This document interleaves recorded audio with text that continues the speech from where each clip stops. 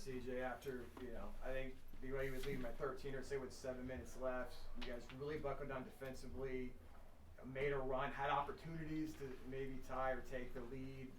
Obviously didn't pull it out. Just kind of what are the emotions after kind of going through a game like this? Losing is always a bummer, especially coming off a big win like that with all the momentum we had. It's just really disappointing to beat, Kansas and then come back and lose.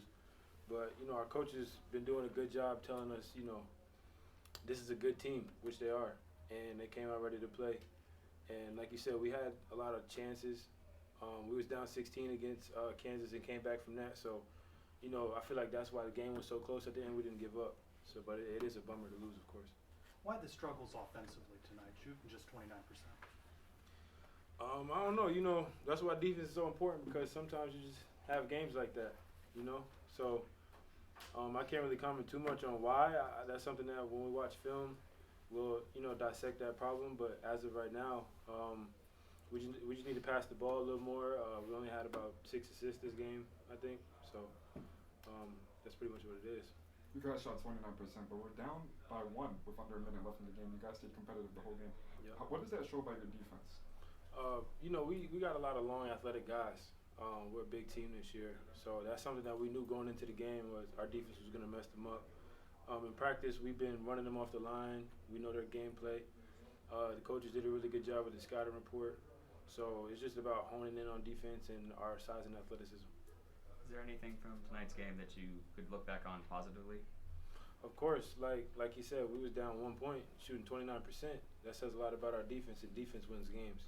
Unfortunately, we just couldn't pull this one out, but I feel like if we have that same game against a lot of teams, we might come out with the win. And then on the days that our shots is falling and we play that same defense, defensive masterpiece, we get some blowouts, On the night when you lose by 5, you miss 12 free throws. How much does that sting on close ones? I'm about to go get some free throws up right now after this game, after this meeting.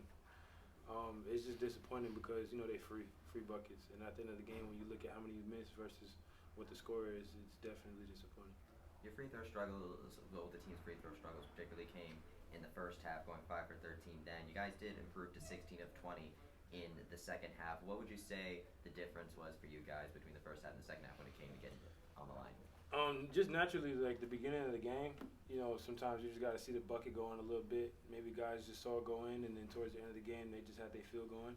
And, of course, the game means more at the end. So not to say it doesn't mean anything at the beginning, but just naturally you start to try to make more shots and go a little harder at the end there.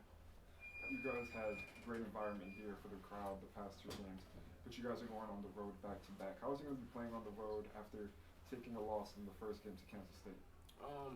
That's the beauty of the Big 12. It's just another opportunity for us. But the games aren't going to get easier, so starting tomorrow and the next day, it's next play. Forget about this. Well, not really forget about it. Learn from it and just move on and just take advantage of every opportunity given to us.